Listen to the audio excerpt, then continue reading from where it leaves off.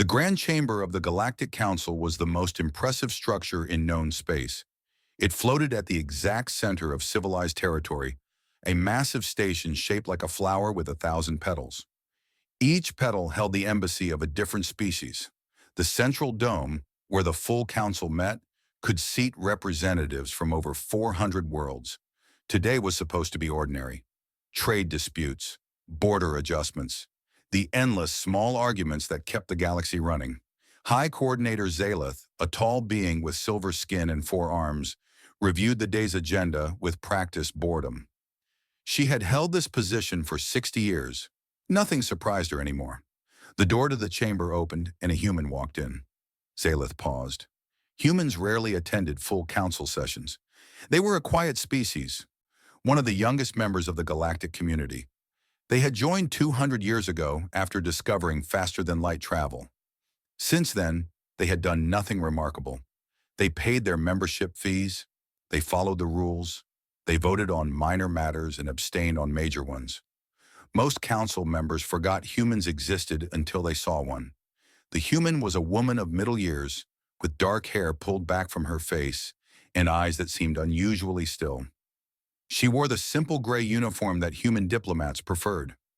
No decorations, no symbols of rank, just gray fabric and a small pin showing Earth, their homeworld. "I am Ambassador Elena Vasquez," she said. Her voice carried easily through the chamber. "I request emergency floor time." Murmurs rippled through the assembled delegates. Emergency floor time was reserved for matters of critical importance. Wars, plagues, extinction-level events. What could humans possibly have to say that warranted such urgency? Zaleth raised one of her 4 hands for silence. "Ambassador Vasquez, this is highly unusual. Your species has never requested emergency floor time in 2 centuries of membership." "That is correct, High Coordinator. You understand that emergency requests require justification? You must demonstrate immediate threat to galactic stability." Elena Vasquez nodded slowly. "I understand. 3 days ago, an unidentified fleet entered the New Valencia system. New Valencia was a human colony world. Population 2.3 million. The fleet destroyed all orbital infrastructure, then bombarded the planet's surface. There were no survivors." The chamber fell absolutely silent. Zaleth felt something cold move through her chest. She had seen many things in 60 years. Wars between species, genocides, atrocities that still haunted her sleep. But something about the way this human spoke made her deeply uneasy.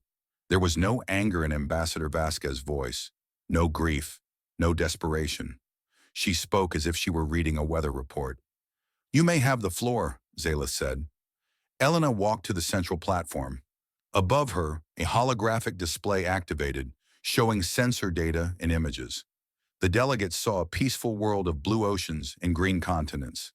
Then they saw fire, ships in orbit, weapons firing, cities burning, and finally nothing but ash and glass where life had been.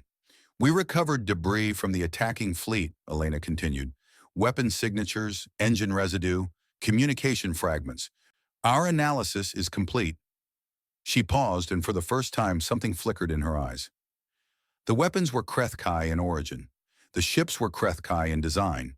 The attack was carried out by forces of the Krethkai Dominion. The Krethkai delegation erupted. There were 12 of them, massive reptilian beings with armored scales and jaws filled with teeth. Their species had been council members for 3,000 years. They controlled 70 star systems and maintained one of the largest military fleets in the galaxy. They were used to respect. They were not used to accusations. "Lies!" roared Ambassador Torvax, the leader of the Krethkai delegation. He rose to his full height, nearly 3 meters of scaled muscle. "Fabrication! Humans are pathetic creatures who could not recognize Krethkai technology if it landed in their primitive nests." Elena did not react to his outburst. She simply uploaded more data to the display. Weapons analysis, metallurgical reports, recovered transmissions in the Krethkai military language. "The evidence is available for independent verification," she said. "We welcome any species that wishes to examine our findings. We have nothing to hide." Torvax slammed his massive fist on his delegation's table. "This is an insult to the Krethkai Dominion. We demand immediate censure of the human delegation. We demand an apology. Other delegates began speaking over each other. Some demanded order. Others shouted questions. The Velith ambassador, a small being with too many eyes, called for an emergency investigation. The Marathi delegation suggested that perhaps the humans had misidentified the attackers. Through it all, Elena Vasquez stood perfectly still. Zalith called for order, and slowly the chamber quieted. She looked at the human ambassador with growing unease. There was something wrong here, something she could not identify. In her experience, species that suffered such attacks came to the council in fury or in tears. They demanded revenge. They begged for help. They did something. This human did nothing. She simply stood there, waiting. Ambassador Vasquez, Zayla said carefully, what does humanity request from this council? Military assistance? Sanctions against the Krethkai? An investigation committee? Elena turned to face the High Coordinator. For a long moment she said nothing. Then she spoke, and her words were very soft. We request nothing. The chamber went silent again. We did not come here to ask for help, Elena continued. We did not come here to beg for justice from a council that has never given justice to the weak. We came here for one reason only. She turned to face the Krethkai delegation directly. Ambassador Torvax glared at her with obvious contempt. She was small. Her species was small. They had no fleet worth mentioning. They had no military power. They were prey animals who had somehow stumbled into space. You attacked our home, Elena said. We wanted you to know that we know. Torvax laughed. It was a harsh, brutal sound. And what will you do, little human? Write us a strongly worded letter? Cry to the council for protection? Your species is nothing. You have always been nothing. Perhaps this will teach you to remember your place in the galaxy. Elena did not respond to his words. She simply looked at him for a long moment, her expression unreadable. Then she turned and walked toward the chamber doors. Ambassador Vasquez, Zalith called out. Where are you going? We must discuss this matter further. Elena paused at the door. She looked back at the assembled delegates of 400 species.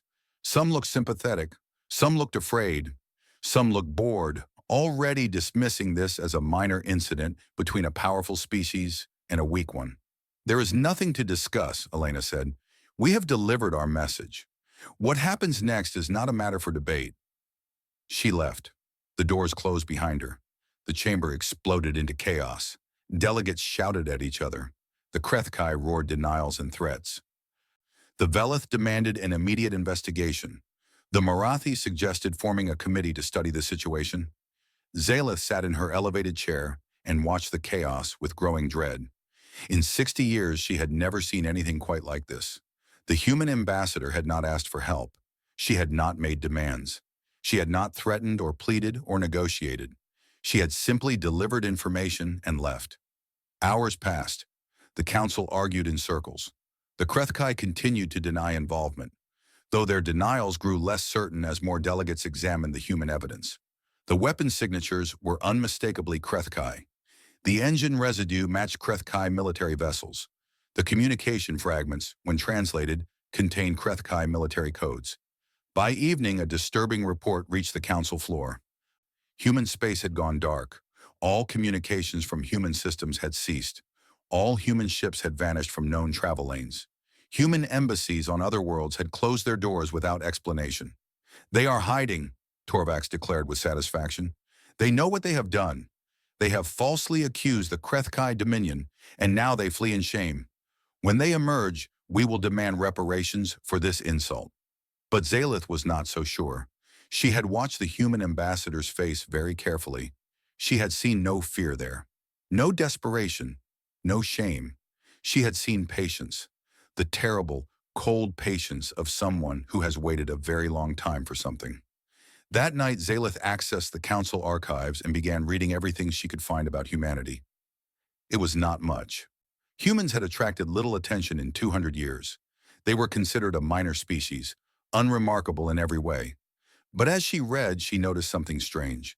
Small things that did not quite fit. Human exploration surveys that seemed oddly incomplete. Trade routes that avoided certain systems for unexplained reasons. military assessments that had never been verified because humans always declined to participate in joint exercises. She read until dawn, and when morning came, she felt a fear she could not explain. Something was coming, something the galaxy had not prepared for, and she suspected that the Krethkai had just made a terrible mistake. 200 years earlier, the first human ship to travel faster than light emerged into a universe far more crowded than anyone had expected. Captain Sarah Chen stood on the bridge of the UNS Discovery and stared at the view screen. A massive station hung in space before them, surrounded by thousands of ships of every shape and size. Within minutes of their arrival, they had been hailed in a dozen languages. Within hours, they had been escorted to a diplomatic reception area and introduced to representatives of the Galactic Council. The galaxy, it turned out, was old. Civilizations had risen and fallen for millions of years before humans learned to make fire. The current order had existed for 100,000 years, a complex web of alliances, trade agreements, and power structures that humans could barely comprehend. And at the center of it all was a simple truth: the strong ruled and the weak obeyed. Sarah Chen spent 3 months learning how the galaxy worked. She watched powerful species bully smaller ones. She saw how junior members of the council were exploited for resources and labor. She observed the casual cruelty with which elder races treated those they considered beneath them. She also noticed something else. The powerful species were not particularly clever. They had achieved their positions through age and accumulated resources, not through innovation or adaptability. They had stopped growing, stopped learning, stopped changing. When she returned to Earth, she delivered her report to the United Nations General Assembly. It took 6 hours. When she finished, there was a long silence. "They will try to exploit us," said the Secretary General. "They will see us as resources to be used." "Yes," Sarah agreed. "What do you recommend?" Sarah Chen thought for a long moment before answering. "We play their game. We become what they expect us to be. Small, quiet, unremarkable. And while they ignore us, we prepare." "Prepare for what?" "For the day when someone decides we are too small to matter." The decision was made in secret. Humanity would join the galactic community as a minor species. They would follow the rules. They would avoid conflict. They would give no one any reason to look at them too closely. And in the darkness between stars, they would build. The present day. The council chamber was in chaos for the third consecutive day. High Coordinator Zalith had barely slept since the human ambassador's departure. Reports arrived every hour, each more confusing than the last. Human space remained completely dark. No communications in or out. No ships on known travel routes. It was as if an entire species had simply vanished. The Krethkai delegation grew more aggressive with each passing day. Ambassador Torvax strutted through the corridors, loudly proclaiming human cowardice. He gave interviews to galactic media outlets, mocking the pathetic creatures who had dared accuse his noble species of wrongdoing. But not everyone was so confident. The Velith, a species known for their intelligence networks, had attempted to send scouts into human space. None had returned. Their sensors showed no battles, no destroyed ships. The scouts had simply entered human territory and disappeared. The Marathi, who specialized in economic analysis, had noticed something troubling. For 2 centuries, humans had imported vast quantities of raw materials, metals, rare elements, industrial compounds. The volume far exceeded what their visible infrastructure could possibly need. Where had it all gone? Zalith summoned the Krethkai ambassador to her private chambers. Torvax arrived with obvious reluctance, clearly viewing the meeting as beneath his dignity. "Ambassador," Zalith began, "I must ask you directly. Did the Krethkai Dominion order the attack on New Valencia?" Torvax's scales rippled with irritation. "The humans are lying. They are trying to embarrass us before the council. When they emerge from hiding, we will crush them for this insult. The evidence suggests otherwise. Multiple independent analysts have confirmed that the weapon signatures are genuine. Then the humans somehow obtained Krethkai weapons and attacked themselves. It would not surprise me. They are strange creatures, capable of any deception." Zalith studied the massive reptilian carefully. She had dealt with the Krethkai for decades. They were not subtle beings. They valued strength and directness. They considered deception a weakness. Torvax was lying, and he was not good at it. If the Krethkai did attack New Valencia, she said slowly, why would you do such a thing? Humans have given you no offense. They have never opposed Krethkai interests. Torvax was silent for a long moment. Then he leaned forward, and his voice dropped to a growl. They voted against us in the Meridian Trade Agreement, a minor matter, but principle demanded response. They needed to be reminded of their place. We expected them to come crying to the Council, to beg for protection, as weak species always do. Then we would have generously offered to forgive their insult in exchange for favorable trade terms. Zaelith felt cold horror spreading through her chest. You killed 2.3 million beings over a trade vote? They were humans, Torvax said dismissively. They have no fleet, no military strength. They cannot retaliate, and now they know the cost of opposing Krethkai interests. When they emerge from hiding, they will be far more cooperative. And if they do not emerge? What if they are not hiding? Torvax laughed. What else could they be doing? They have 50 patrol vessels at most. Our intelligence is quite clear on this point. Humans are prey animals who somehow learn to operate starships. They have no capacity for true warfare. 60 years earlier, a classified military facility on the dark side of Earth's moon. Admiral James Okonkwo stood before a holographic display showing a section of space that did not officially exist. 12 star systems, carefully removed from all public surveys, hidden in the gaps between known territories. Project Silent Fortress has reached Phase 3, his aide reported. We now have shipyard capacity sufficient to construct 500 capital ships per year. At current rates, we will reach full fleet strength in approximately 60 years. Okonkwo nodded slowly. He was 57 years old. He would not live to see the fleet completed. Neither would his children. Perhaps his grandchildren would be the ones to command these ships if the need ever arose. What about the technology programs, he asked. Progressing on schedule. Our scientists have successfully analyzed weapon systems from 14 species. We have developed countermeasures for all of them. The new shield generators should render our ships effectively immune to standard Krethkai weaponry. And the training programs? Every human military officer spends 1 year in deep cover, learning to fight against each major species. We have simulated over 10,000 battle scenarios. When the time comes, our commanders will know their opponents better than those opponents know themselves. Okonkwo was silent for a long moment. He looked at the holographic display, at the hidden shipyards where humanity's future was being forged in secret. I hope we never need any of this, he said quietly. I hope my grandchildren live in a galaxy where this fleet stays hidden forever. Do you believe that will happen, Admiral? No, Okonkwo admitted. I have studied the other species. I know how they think. Eventually, one of them will decide that humans are too weak to matter. They will attack us, expecting easy victory. And then we will show them what humanity has been doing for 200 years. The present day, the 5th day since the human ambassador's departure. Something was happening in human space. The Velith Intelligence Network had managed to place a sensor drone at the edge of human territory. What it detected made no sense. Massive energy signatures were emerging from systems that had been classified as empty. Thousands of contacts were moving through space in perfect formation. When the data reached the Council, there was stunned silence. That cannot be correct, Torvax said, staring at the sensor readings. You are showing me a fleet of 3,000 warships. Humans do not have 3,000 warships. They do not have 300. The readings are confirmed, the Velith representative replied. Multiple verification passes. The fleet is real. Where did it come from? No one had an answer. Zaelith watched the display with growing dread. The human fleet was moving, not toward Krethkai space, not yet.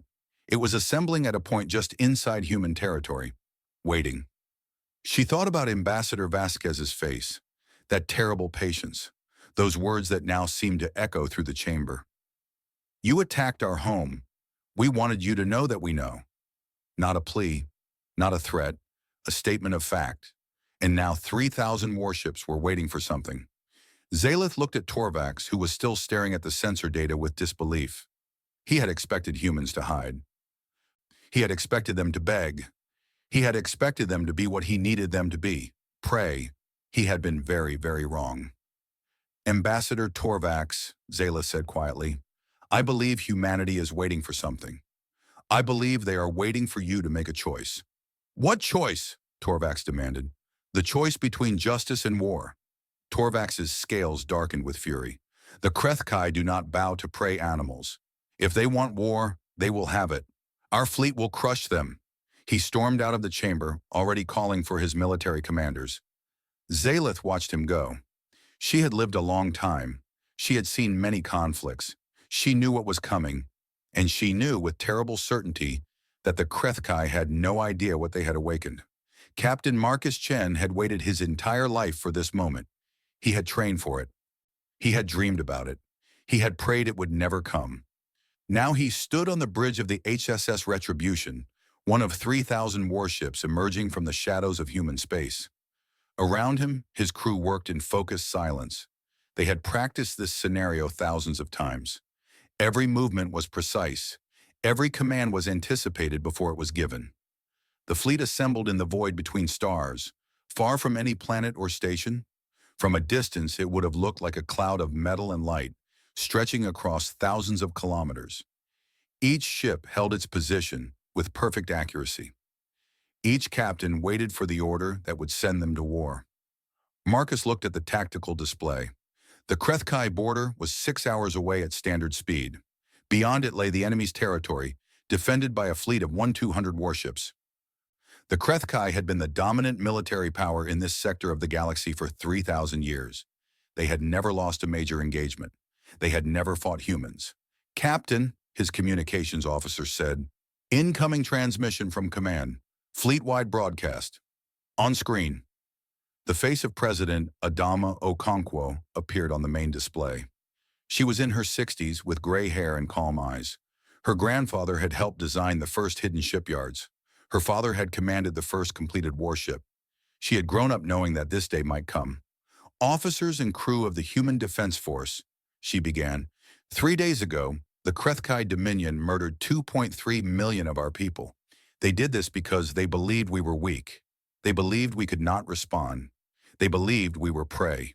She paused, and something hard entered her voice. They were wrong. For 200 years we have watched. We have learned. We have prepared. We did not want this war. We hoped it would never come. But our ancestors understood a truth that the galaxy has forgotten. Peace is not given to the weak. Peace is earned by those strong enough to protect it. Marcus felt something stir in his chest. Around him, his crew stood a little straighter. Today, we will offer the Krethkai a choice, the president continued. They can surrender those responsible for the attack on New Valencia. They can pay reparations to the families of the dead. They can accept independent monitoring of their military operations, or they can face the consequences of their actions. We do not seek conquest. We do not want their territory or their wealth. We want justice for our dead and assurance that this will never happen again. That is all we ask. That is all we have ever asked. If they refuse, we will show them what humanity has become. Not because we want war, but because we will not allow our children to live in fear of those who see them as prey. The transmission ended. The fleet was silent for a long moment. Then Admiral Sarah Chen, great-granddaughter of the first human to travel faster than light, gave the order. All ships engage engines. Course, Krethkai border, formation, Hammer of Dawn. 3,000 ships moved as one. The HSS Retribution had taken 12 years to build. It was not the largest ship in the human fleet, but it was among the most advanced. Its hull was made of materials the galaxy had never seen, developed in secret laboratories over the course of a century. Its weapons could penetrate any known shield technology. Its engines could execute maneuvers that would tear conventional ships apart. Marcus walked through the ship as it traveled toward the border. He spoke with his crew, checking their readiness, answering their questions. Many of them were young, born in the hidden shipyards, raised knowing only the secret strength of humanity.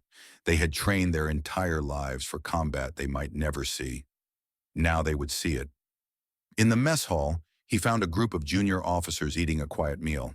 They stood when he entered, but he waved them back to their seats. "Captain," one of them said, a young woman named Lieutenant Park. "May I ask a question?" "Of course." The Krethkai killed 2.3 million people. Why are we offering them a choice at all? Why not just attack? Marcus was quiet for a moment. It was a fair question. He had asked it himself years ago when he first learned about the fleet's existence. Because that is not who we are, he said finally. The Krethkai killed our people because they saw us as prey, as lesser beings, as things to be destroyed without consequence. If we respond by killing them without mercy, we become what they believe us to be. We become just another species in a galaxy where the strong destroy the weak. But they murdered millions of civilians. Yes, and we will never forget that. But revenge is not justice. Revenge is just more death. We built this fleet to protect our people, not to destroy others. We give them the choice because that choice defines who we are. Lieutenant Park nodded slowly. And if they refuse, then we will defeat them. We will show them that we are not weak. We will demonstrate that attacking humans has consequences, but we will not slaughter them. We will not bomb their worlds. We will not become the monsters they expected us to be. He looked around at the young faces watching him. These were children of the secret fleet, raised in hidden shipyards, trained for a war they hoped would never come. They deserved to understand what they were fighting for. Humanity has always been capable of terrible violence, Marcus said. Our history is full of wars and atrocities, but we have also always been capable of something else. Mercy, compassion, the choice to build instead of destroy. That is what sets us apart. That is what we are fighting to prove. 6 hours later, the human fleet reached the Krethkai border. They found the enemy waiting for them. 4,200 Krethkai warships, the pride of the Dominion's military, arranged in a defensive formation. They had brought every available vessel, stripping their other borders of protection. They intended to crush the human fleet in a single overwhelming engagement. Ambassador Vasquez's face appeared on the communications channel. She was aboard a diplomatic vessel at the rear of the human formation. Krethkai Dominion, she said, her voice carried to every ship in both fleets. This is your final opportunity. Surrender the commanders who ordered the attack on New Valencia. Pay reparations to the families of the 2.3 million dead. Accept independent monitoring of your military operations. Do this, and there will be no further conflict. The response came from Admiral Torvax himself. He was aboard the Krethkai flagship, a massive vessel bristling with weapons. Humans, he growled, you have built an impressive fleet. We did not expect this, but numbers alone do not win wars. The Krethkai have been warriors for 3,000 years. We have fought and defeated 100 species. Your hidden ships will become your hidden graves. You have constructed weapons in secret. You have deceived the galaxy. You have no honor. When we destroy your fleet, we will finish what we started at New Valencia. Every human world will burn. Your species will be remembered only as a cautionary tale about prey animals who forgot their place. Elena Vasquez was silent for a long moment. When she spoke, her voice was very quiet. Then we have nothing more to discuss. Admiral Chen, you may proceed. Sarah Chen, aboard the command ship at the center of the human formation, gave the order. All ships, weapons free. Disable the enemy fleet. Minimal casualties. Let them live long enough to understand what they face. 3,000 ships moved forward. Marcus felt the retribution shudder as its engines accelerated to combat speed. Around him, his crew worked with the calm efficiency of long practice. Targeting systems locked onto enemy vessels. Weapons charged with energies that the Krethkai had never encountered. The first Krethkai missiles launched. Hundreds of warheads streaked toward the human fleet. They detonated harmlessly against shields that did not exist in any galactic database. The Krethkai weapons, designed to penetrate every known defensive system, splashed against barriers they could not understand. The human fleet did not slow down. Return fire, Marcus ordered. Target their weapon systems first, then engines. Leave their life support intact. The first human weapons fired. The Krethkai had never seen anything like them. Beams of energy that simply ignored shields. Missiles that changed course faster than any computer could track. Weapons that seemed to know where enemy ships would be before they moved. The battle had begun, and it was already over. The Krethkai just did not know it yet. The battle lasted 4 hours. It felt like 4 centuries. Marcus Chen watched the tactical display as the impossible unfolded before him. The Krethkai fleet, 100 warships crewed by the finest warriors of a 3,000-year military tradition, was being systematically dismantled. Human weapons tore through Krethkai's shields as if they did not exist. Human ships moved in formations so precise that they seemed to share a single mind. Human commanders anticipated every Krethkai tactic, countered every strategy, exploited every weakness. Because they had studied the Krethkai for 200 years. They had analyzed every battle the Dominion had ever fought. They had simulated this exact engagement 10,000 times. The Krethkai were fighting an enemy that knew them better than they knew themselves. Target disabled, the weapons officer reported as another Krethkai cruiser went dark. Engines destroyed, weapons offline, life support intact. Marcus nodded. Move to the next target. This was the part that confused the Krethkai most. Human ships were not trying to kill them. The devastating weapons that sliced through their shields were aimed with surgical precision at engines and weapon systems. Ships that should have been destroyed were instead left drifting, helpless but alive. Aboard the Krethkai flagship, Admiral Torvax raged at his commanders. Why are we losing? How is this possible? No one had an answer. The humans should not have weapons this advanced. They should not have tactics this sophisticated. They should not exist as they clearly existed. Admiral, a sensor officer reported, his voice shaking, we have lost 60% of our fleet. Most are disabled, not destroyed. The humans are deliberately leaving our crews alive. Why? Torvax demanded. What game are they playing? Unknown, Admiral. But if this continues, we will have no functional ships within 2 hours. Torvax stared at the tactical display. 2 centuries of assumptions were crumbling before his eyes. The prey animals, the weak species, the minor members of the galactic community who could be bullied without consequence. They had built a fleet that could destroy the Krethkai Dominion. And instead of using that fleet for slaughter, they were systematically disabling his ships while keeping his crews alive. It made no sense. It followed no pattern he recognized. What did they want? Aboard the HSS Retribution, Marcus received a priority communication from Admiral Chen. Captain, the enemy flagship is attempting to retreat, intercept and disable. Understood, Admiral. The Retribution accelerated, its engines pushing the ship to speeds the Krethkai could not match. Within minutes, they had closed the distance to Torvax's flagship. Lock weapons on their engines, Marcus ordered.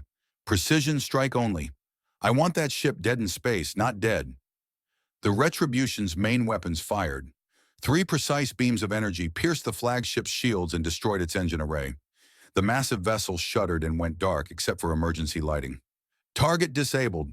They are venting atmosphere on decks 7 through 12, but life support remains functional on the other sections. Marcus nodded. Open a communication channel to their bridge. The view screen flickered, and Admiral Torvax's face appeared. The Krethkai commander looked stunned. His scales had gone pale.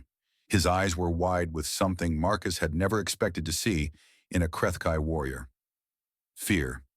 Admiral Torvax, Marcus said calmly, your fleet is disabled. You have no functional weapons. You cannot retreat. This battle is over. Torvax struggled to compose himself. Then finish it, human. Destroy us.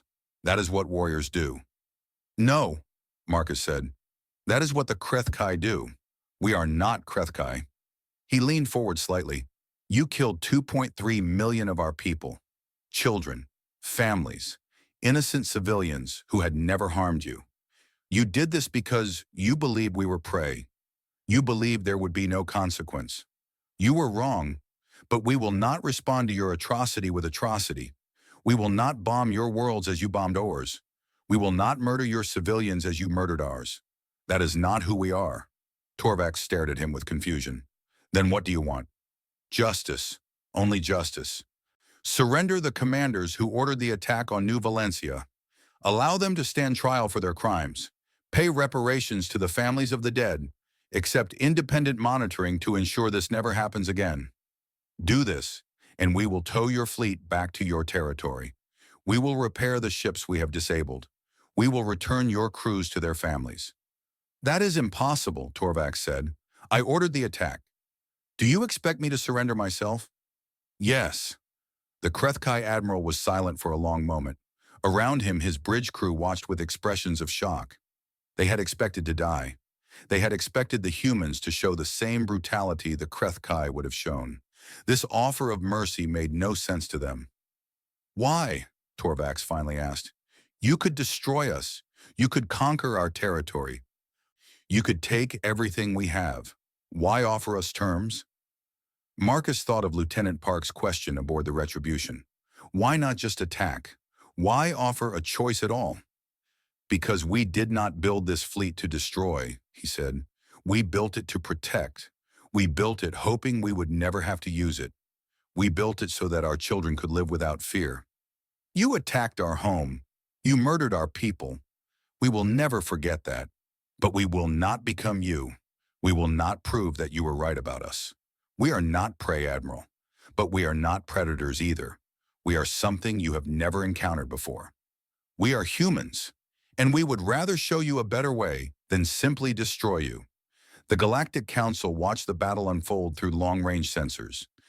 They saw the impossible. 1-200 Krethkai warships disabled in 4 hours by a fleet that should not have existed. They saw something even more impossible, that fleet offering terms of surrender instead of finishing what it had started. High Coordinator Zaleth sat in her chambers, staring at the reports. The human fleet had suffered 12 losses, 12 ships out of 3,000. The Krethkai had lost nothing because the humans had chosen not to kill them. They could have destroyed the entire Dominion, the Veleth ambassador said quietly. They have the power. Why did they stop? Because they are human, Zaleth replied. She had spent the last 5 days reading everything she could find about humanity. Their history, their wars, their atrocities, their triumphs. She had found a species capable of tremendous cruelty, yes, but also a species capable of something the galaxy had forgotten. Mercy, forgiveness, the choice to build instead of destroy. They have been watching us for 200 years, she said. They saw how we treat the weak. They saw the cycles of conquest and exploitation, and they decided to become something different. They could have conquered half the galaxy with that fleet, yes, and instead, they offered to repair the ships they disabled. They offered to return the crews to their families. They asked only for justice and assurance. The Veleth ambassador considered this. What happens now? Now the galaxy must decide what to make of humanity. They have revealed themselves. They cannot go back to being invisible. Every species will know that humans possess military power beyond anything we imagine. Will the Krethkai accept their terms? Zaleth looked at the sensor data. The human fleet surrounded the disabled Krethkai vessels. Thousands of warships waiting patiently for an answer. I do not know, she said, but I believe that if they refuse, the humans will not destroy them. They will simply wait. They have been waiting for 200 years. They are very good at patience. And eventually the Krethkai will understand that they have a choice between justice and extinction, between admitting their crime and losing everything. She turned to face the Veleth ambassador directly. The humans have shown us something today. Not just their fleet, not just their weapons. They have shown us that power does not have to mean cruelty, that strength does not have to mean conquest, that there is another way to exist in this galaxy. The question is whether we are wise enough to learn from their example. The Krethkai held out for 3 days. Their fleet drifted in space, disabled but alive. Human ships surrounded them, waiting with the patience of a species that had waited 200 years for this moment.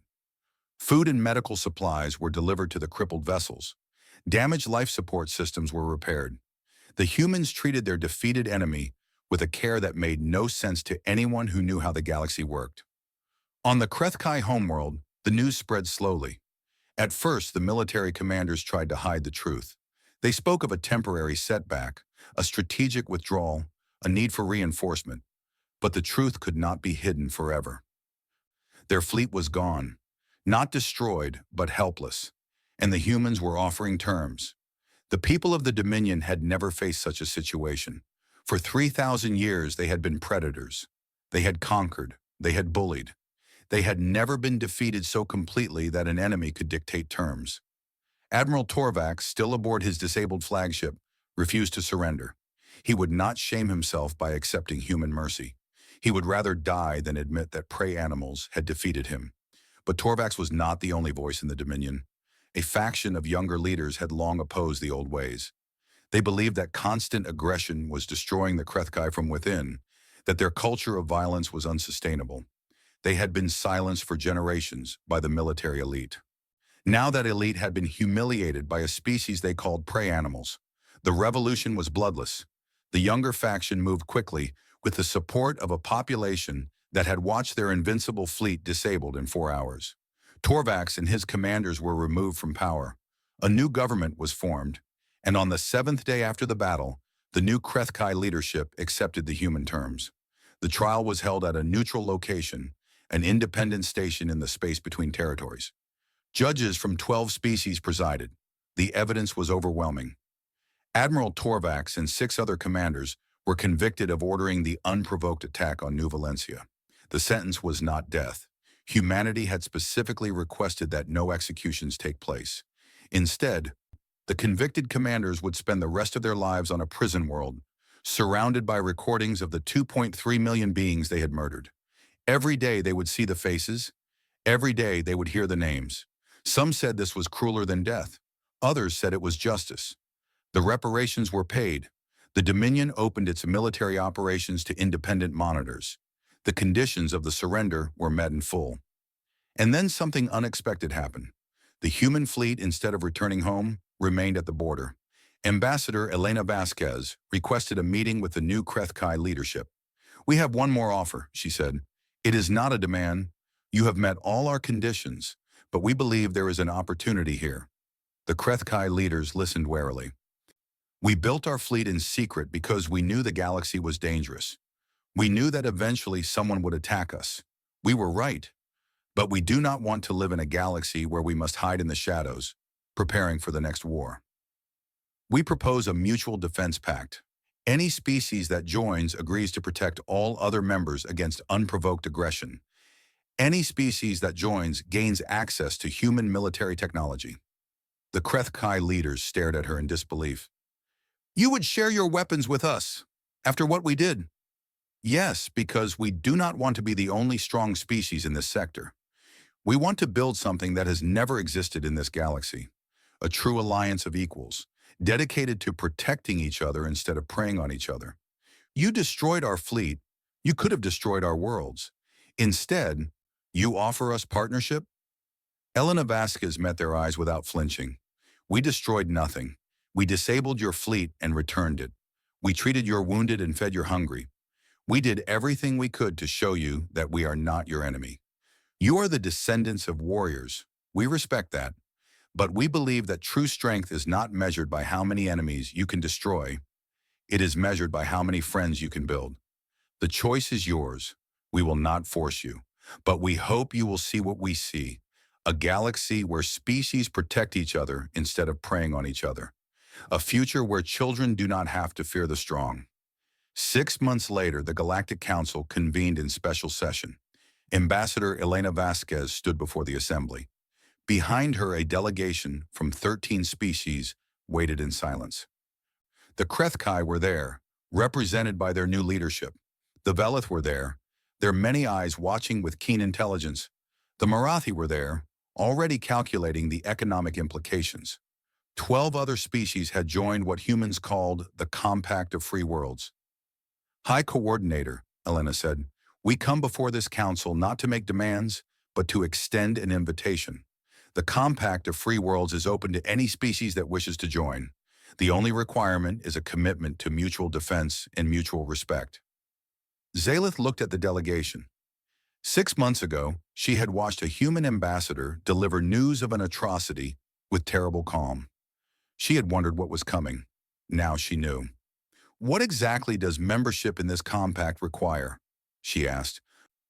"A promise to defend any member that faces unprovoked aggression, a commitment to peaceful resolution of disputes, a willingness to share technology and resources for mutual benefit, and respect for the rights of all sentient beings, regardless of their species or their strength." Many will see this as a challenge to the Council's authority. It is not meant that way. The Council has maintained galactic order for 100,000 years. We respect that. But we believe there is room for something more, something better. Elena paused, looking around the massive chamber at representatives of 400 species. For 2 centuries, humanity watched this galaxy. We saw the strong prey on the weak. We saw junior members exploited and ignored. We saw a system that rewarded cruelty and punished compassion. We could have tried to become the new predator at the top of the food chain. We had the power. We had the technology. We could have conquered half the galaxy before anyone could stop us. Instead, we chose a different path. We chose to show that strength and mercy can coexist. We chose to prove that power does not have to mean cruelty. The compact of free worlds is not perfect. We are still learning. But we offer something that this galaxy has not seen in a very long time. Hope. The chamber was silent for a long moment. Then slowly delegates began to stand. The Velith, the Morathi, species after species rising to their feet, signaling their interest in this strange new idea. Not all of them, not even most of them. The galaxy was old and change came slowly. Many species would watch and wait, suspicious of human motives, uncertain of human intentions. But enough. Enough to begin. 1 year after the attack on New Valencia, a memorial was dedicated on the planet's surface. The world was still scarred. The cities were still ruins. The atmosphere still carried traces of ash. But life was returning. Plants were growing in the rubble.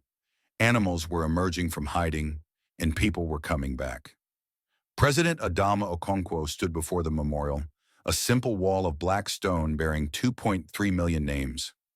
Around her stood representatives from 30 species, including the new Krethkai ambassador. Admiral Marcus Chen watched from orbit. The Retribution floated above the rebuilding planet, part of a fleet that would remain there until the world was safe again. Other ships from other species accompanied them, members of the Compact lending their strength to the protection of this wounded world. "We come here today to remember," President Okonkwo said, "to remember those we lost, to remember what was taken from us, to remember the cost of hatred and the price of cruelty. But we also come here to look forward, to see what is being built among the ruins. Not just buildings and cities, something larger, something better." When the Krethkai attacked this world, they expected us to cower. They expected us to prove that we were what they believed us to be. Prey animals, weak creatures, lesser beings. Instead, we showed them something they had never seen. A species that could have destroyed them, but chose not to. A species that answered atrocity with justice, not revenge. A species that offered partnership to those who had wronged them. We did not do this because we are weak. We did this because we are human. Because we believe that the strong have a responsibility to protect the weak. Because we know that true victory is not destroying your enemies, but turning them into friends. She turned to face the Krethkai ambassador, who stood with head bowed. "Ambassador Kethavar, your people killed 2.3 million of ours. We will never forget that. But we forgive you, not because you deserve forgiveness, but because we cannot build a better future while chained to the hatred of the past. Welcome to the Compact of Free Worlds. We hope your grandchildren and ours will stand here together, not to remember war, but to celebrate peace." In the crowd below, children played. Human children and Krethkai children and Velith children and Morathi children and children of a dozen other species, running through the ruins of New Valencia, building castles from the rubble, laughing in the sunlight. Marcus Chen watched them and felt something he had not felt in a very long time. Hope. Not hope that the galaxy would suddenly become peaceful. Not hope that there would be no more wars. But hope that humanity had shown another way. Hope that the example they had set would spread. Hope that their children would live in a better galaxy than their parents had. The fleet remained. It would always remain. Humanity would never again be weak enough to be victimized without consequence. But the hope was that the fleet would never need to fire another shot. The hope was that the Compact would grow. That species would learn to protect each other instead of prey on each other. That the long cycles of conquest and exploitation would finally end. It was a fragile hope. The galaxy was old and old habits died hard. There would be setbacks and failures in species that refused to learn.